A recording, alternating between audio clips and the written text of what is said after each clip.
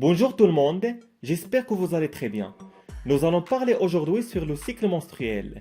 Vous n'avez plus besoin d'aller loin si vous cherchez d'apprendre la biologie. Soyez bienvenus ici en cliquant sur le bouton abonner pour recevoir toutes les nouveautés de la chaîne. Le cycle menstruel est le terme scientifique qui décrit les phénomènes physiologiques qui préparent le corps féminin à une grossesse chaque mois en cas de fécondation. Ce mécanisme est contrôlé par certaines hormones sécrétées par les ovaires ainsi par l'hypophyse et l'hypothalamus. La durée habituelle des cycles menstruels est instable et influencée par des facteurs génétiques, les chocs émotionnels, le stress, l'âge de la femme et plusieurs autres facteurs. Mais en général, sa durée comprend entre 21 et 45 jours avec une moyenne de 28 jours.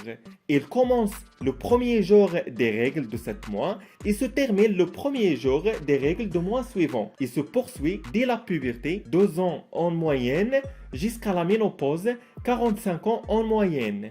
À ne pas confondre le cycle menstruel en tant que processus physiologique avec les menstruations qui se traduisent par les pertes de sang menstruelles par les voies génitales de la femme pendant 3 à 6 jours. Le cycle menstruel se compose de 3 phases. La phase folliculaire, aussi appelée la phase préovulatoire, cette phase, qui se dure de 1 à 14 jours du cycle menstruel, se commence par un faible taux d'oestrogène et de progestérone, qui incite la production de la FSH par l'hypophyse sous l'influence de GnRH produit par l'hypothalamus. La présence de la FSH agit sur le grossissement de nombreux follicules à la surface de l'ovaire. Parmi eux, un seul follicule continue généralement à se développer et se produit les estrogènes régulièrement. L'augmentation des taux d'oestrogène entraîne le chute temporaire des taux de FSH. Quelques jours avant l'ovulation, l'hypophyse commence à sécréter la LH sous l'influence de GnRH produite par l'hypothalamus. En ce moment, l'endomètre s'épaissit dû à l'augmentation de taux d'oestrogène pour accueillir un œuf en cas de fécondation et les autres follicules vont ensuite disparaître.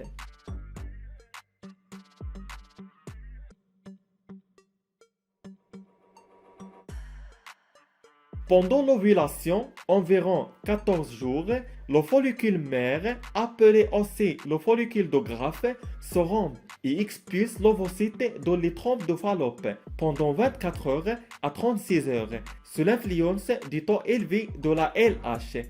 S'il n'a pas été fécondé par un spermatozoïde en 6 heures, l'ovocyte dégénère immédiatement.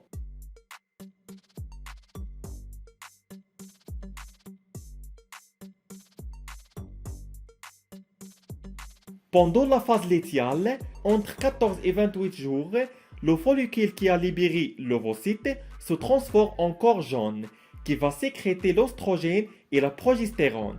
En présence de fécondation, le corps jaune continue de produire la progestérone, provoquant l'épaississement progressif de la muqueuse utérine, pour but d'assurer les conditions optimales à l'œuf fécondé.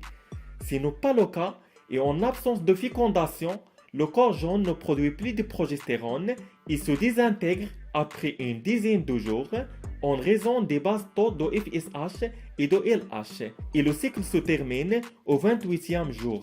La partie la plus superficielle de l'endomètre dégénère et s'évacue par les voies génitales de la femme sous la forme de saignement. C'est tout simplement les règles. Et le cycle menstruel se commence une autre fois. C'est un processus périodique jusqu'à la ménopause. Si vous avez des questions, laissez-moi savoir. Merci et à très bientôt.